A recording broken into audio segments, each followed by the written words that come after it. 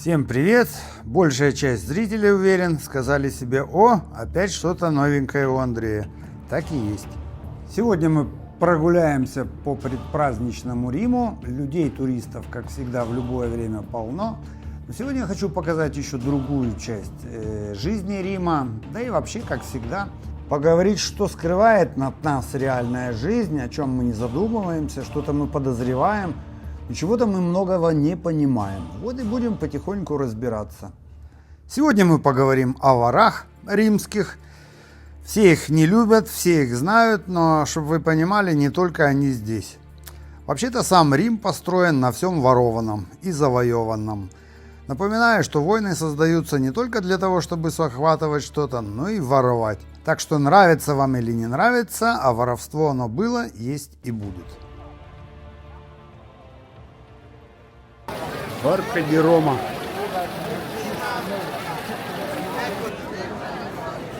Какая елочка, что-то мне лень туда идти.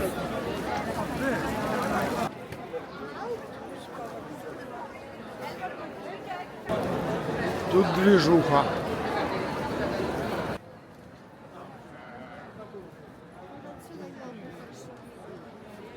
Сегодня я вас познакомлю с одним очень классным блогером, которого я уважаю и очень мне нравится. Это Симоне. На своем канале он показывает всю темную сторону Рима и действительно борется буквально с ворами и со всем негативом, с которым не могут справиться власти и карабинеры. Думаю, каждому перед поездкой в Рим стоит посмотреть его канал. Он прекрасно знает уже многих воров, он их выслеживает, показывает, высмеивает и позорит. Наверное, это единственный способ с ними справиться, потому что ни полиция, ни карабинеры вот так вот поймать за руку их просто невозможно. Любая безобидная прогулка может закончиться плачевно. Если вы думаете, есть особый смысл в таких прогулках, просто ходишь, бродишь, на огоньки смотришь. Ну а пока все озабочены прогулками, огоньками и своими заботами, воры озабочены нашими деньгами и кошельками. Часто не столько деньги жалко, сколько те документы, которые потом очень долго восстанавливаются, а турист фактически проблема ему вообще выехать домой. Мое наблюдение, мой совет: воры, цыгане, они ищут людей каких-то потерянных во взгляде, каких-то старушек, дедушек. Ну, естественно, они все такие примороченные. И как бы они ни держались там за свои сумочки, все равно они свое дело сделают. И как бы вы ни думали, что вы уже все знаете, что вы готовы, что вы хорошо все запрятали, все равно у них всегда новые способы, они что-то изобретают, и вы не можете все предсказать. Я думаю, что здесь целые группировки какие-то работают по разводу туристов на деньги. И даже, мне кажется, самый вроде бы с виду обыкновенный бомж, который стоит под церковью, наверное, он не так прост. В конце я вам покажу немного ролики, почему я так думаю. Ну а сейчас просто зайдем в церковь.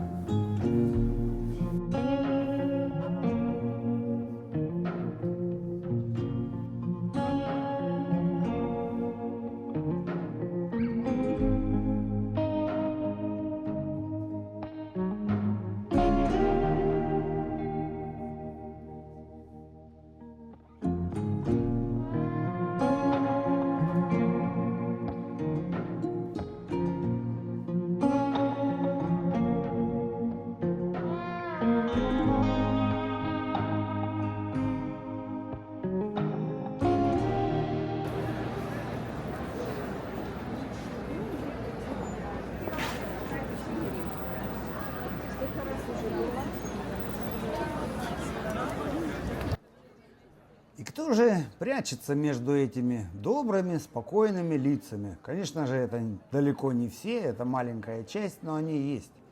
И давайте сейчас спустимся в метро и посмотрим, что же там происходит, что же нам показывает Симоне и как он их находит. Весь прикол их фильмов, что они не просто их находят, там показали фотографию или еще чего-то, они просто за ними бегают, они их просто опускают в ноль или пытаются опустить. Но это всегда риск, и дальше я вам тоже расскажу, что у него какие случаи происходили. Даже вот этот, буквально кто знает, станция Пирамиды. И запомните, здесь очень часто эти воры бывают. Даже я их встречал, просто ждал поезд и просто видел, кто они и какие они. Да, вот так вот приходится им снимать. И так мы и живем. Кто-то создает красоту, кто-то создает какие-то удобства, пытается сделать эту жизнь красивее. О чем тоже, кстати, я задумывался. Люди уже так зажрались, настолько строго все судят, то им не нравится слишком дешево, то в прошлом году было лучше. В любом случае, просто умейте присмотреться и умейте найти все равно что-нибудь красивое даже в том, что есть. Хотя, да, я бы сказал, что в этом году Рим немного такой более скромненький, чем в прошлые года, и как-то я не почувствовал там особо сильного настроения. Именно поэтому я вам хочу показать один и тот же город, но совсем другую жизнь, которая есть, которая прячется, которая не видно. В данном случае она под землей. Скажу вам, какая у меня точка зрения, если я иммигрант и я приехал в чужую страну. Я не должен приезжать сюда со своими правилами, я не должен гадить этой стране. Я ее должен уважать, ее законы, ее правила. Как вы думаете, зачем приезжают сюда вот такие люди? И скажу вам честно, я ничего не хочу сказать, а может быть сами догадаетесь, с какой страны эти люди. А впрочем, дальше я вам дам подсказку. Ну а теперь заодно поговорим о недвижимости, ведь это тоже моего канала. Итак, это Румыния. Посмотрите, какие домины здесь стоят. Да, это цыгане. Это все нищие цыгане, которые в Риме ходят с протянутой рукой и с плачущими глазами. Конечно, это не ихние дома, но мне так кажется, что система работает таким образом, что все кому-то платят дань, все это как-то организовывают, создают какие-то крыши. Вы говорите, вот купить дом, блин, вот у Светы плохой дом. Вот человек честно работал всю жизнь. Как вы думаете, такой дом можно вообще честно заработать? Мне интересно, а как они налоги платят? А почему к ним не приходит и никто не спрашивает? Как работает вообще власть наша? Если меня, какого-то бедного, несчастного, считают каждой моей, 1000 евро и спрашивают меня, заплатил ли я налог, а не слишком я стал хорошо жить, я не понимаю, как работает этот мир и почему нам, простым смертным, так тяжело жить, а им вот так вот легко и все позволено. Может, кто поделится, может, знает схему, может, я до нее дотронусь как-нибудь. Вот, допустим, в Светину виллу я недавно красил, она очень переживала, что надо пойти в коммуну и спросить, можно ли покрасить в какой-то цвет определенный. А мне интересно, а вот как здесь решается в плане архитектуры, ну, как бы что-то, чтобы играло одно с другим. Оно вообще как-то связано, по-моему, здесь каждый новый дом построен из расчета, что так, у соседа такой есть, мой должен быть и другой, и лучше. А вот мне интересно, если я в Италии такой дом захочу построить, мне вообще его разрешат? Это же вообще как бы не итальянский стиль. А типа, а почему я должен спрашивать, а я же хочу такой дом? И вообще, сколько он у меня обойдется миллионов? Так что сколько я здесь работал и у миллионеров, ну, я не видел, чтобы такие дома здесь строили в Италии. Кто мне объяснит, с чем это связано, такое, или там такое количество денег, или там в голове какая-то вавка, вот в погоне за такими домищами. После нападения на Симоне вот этими людьми, он даже такое небольшое расследование провел. И я думаю, что этот один из них человек, хозяин типа одного из таких домов. Вроде бы с виду невзрачный. Потому что он его нашел и в ТикТоке, где тот показывал пачки денег, свой дом, свои там ванны, джакузи и все такое. И что интересно, что его не арестовали. Ну, во всяком случае, на тот момент. Я не следил особо. Кому интересно, можете посмотреть его канал. Я считаю, что он заслуживает уважения и даже подписки. Так что вот такая вот у него бывает неудачная съемка, как в этот раз. Но, тем не менее, он стал даже знаменитее, чем был после этого случая. После того интервью он сделал несколько видео, объяснял все, как происходило. В общем, история интересная. Кому интересна такая тема, можете глянуть на его канале. Я не знаю, или там есть перевод на русский. Ну, более-менее я вам объяснил, а дальше разберетесь. И это не только воры в Риме, черная сторона, так сказать, этого города. Очень часто я в последнее время слышу какие-то дискотеки, какие-то стычки. Ножами подрезают пацанов, в основном больше молодежь. Ну, я все думаю, что все-таки это все приезжие. Когда-то мне Италия и вообще Рим нравился за то, что можно было как-то здесь спокойно жить. Сейчас все более, наверное, неспокойно становится. Конечно, не до такой степени, чтобы вот так вот просто бояться ходить в темноте. Но, тем не менее, надо быть немного уже на стреме. И это всегда было везде, во всех странах. Просто надо быть всегда начеку и осторожным. У меня буквально, у моего друга сестра жила в Португалии. Она уехала со своим сыном туда давным-давно. Так вот, что случилось. Они пошли в бар, сидели, отдыхали, пили. Потом какой-то друг его, вышли на улицу, что-то они поругались. Тот разбил бутылку, сделал розочку и воткнул ему в горло. Сын умирал у нее в скорой помощи прямо на руках.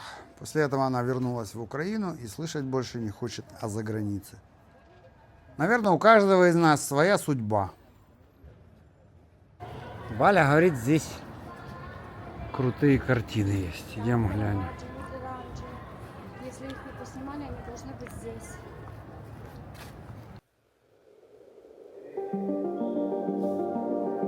Здесь водичка.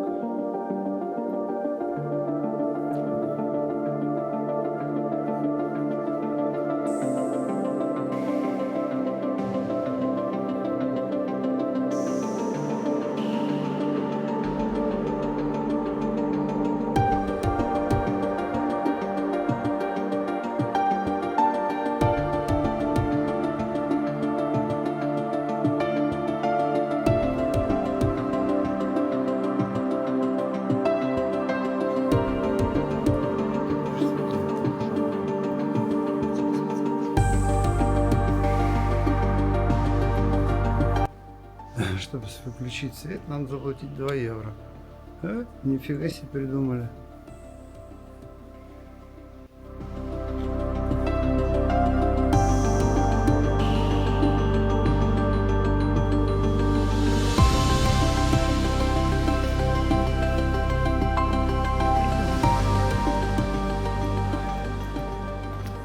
Идем мы на пьяццу Навона. На нашу любимую. Да, Валентин? Да. Передай всем привет, а то ты уже давно не появлялась. Привет. Все соскучились, где Валентина, ты Где ее не Валентина, показывал. где Валентина? А Валентины нет.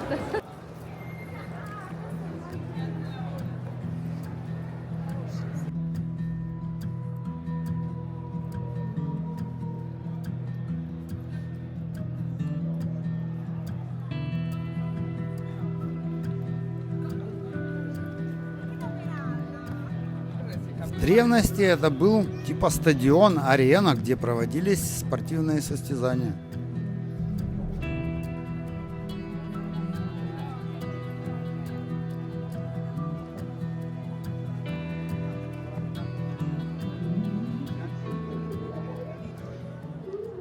Arrivate Tarzan è arrivato. Mamma mia! Mi sembra il richiamo della foresta, mi sembrava. Ogni tanto si stoppa che non ha capito che Salute? Un tiene pure la chitarra, te.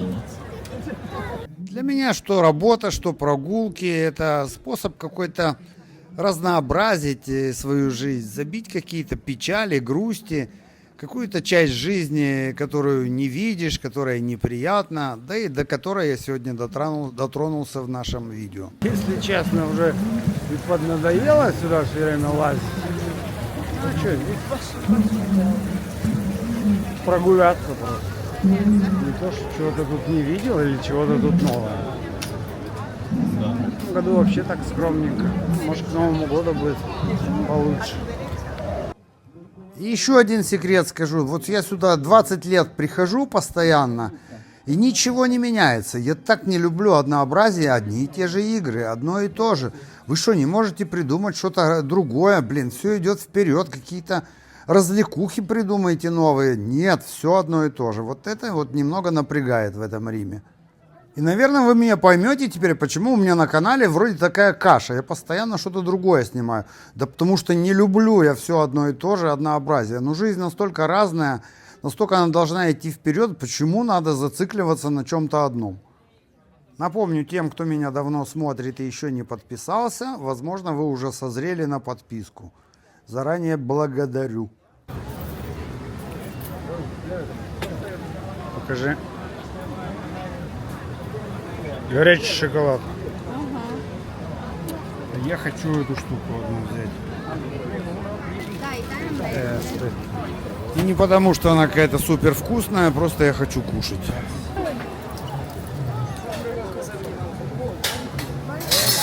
И насчет однообразия, это не только здесь. Сегодня в метро ехали с Валей, сидит ребенок, играется с какой-то деревянной игрушкой, какие-то шланги к тем, ножки, ручки привязали. Я говорю, господи, столько лет прошло, а игрушки как в моем детстве. И опять же вернусь к теме переезда. Это тоже была одна из причин. Мне захотелось вот поменять картинку, место жительства. Ну, потому что также стало мне скучно и в своем городе. Ну вот стоит человек, играется. Ну вот в чем кайф-то, господи, ладно, уточку поймать. Ну, наверное, что-то можно было бы и поинтереснее уже придумать. И эти уточки, я вам говорю, что каждый год.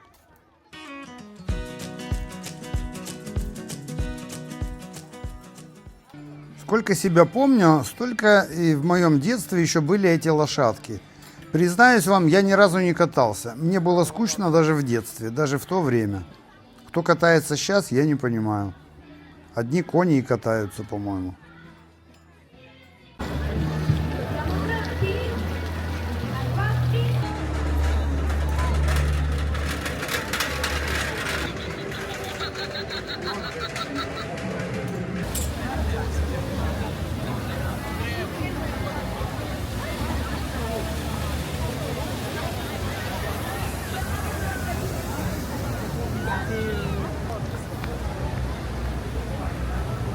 Идем мы еще сюда, зайдем. Этих церквей здесь просто несметное количество.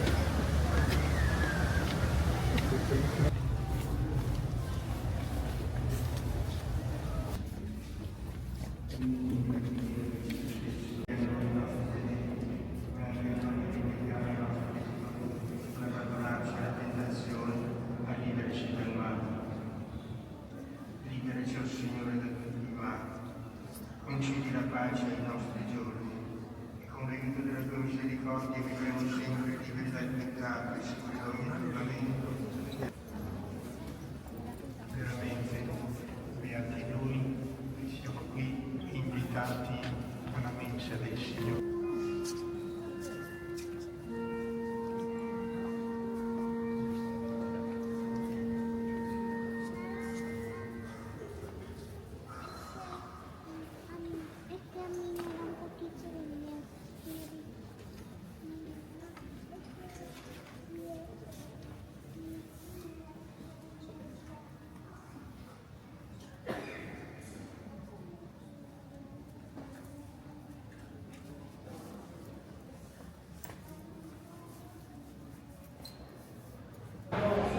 Часа 3 мы побродили, развеялись, Валя себе селфи понаделала. Идем домой. Ну вот видите, вроде это одна из центральных улиц Корсо Витторио Эммануэле. Там дальше Пьяцца Венеция, но никак они ее особо не украсили.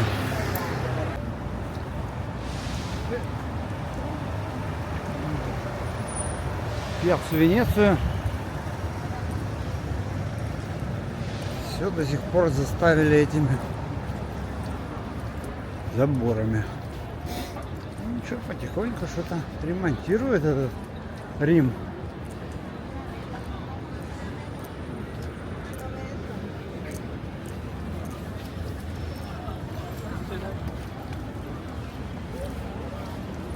Все, здесь мы сядем на автобус.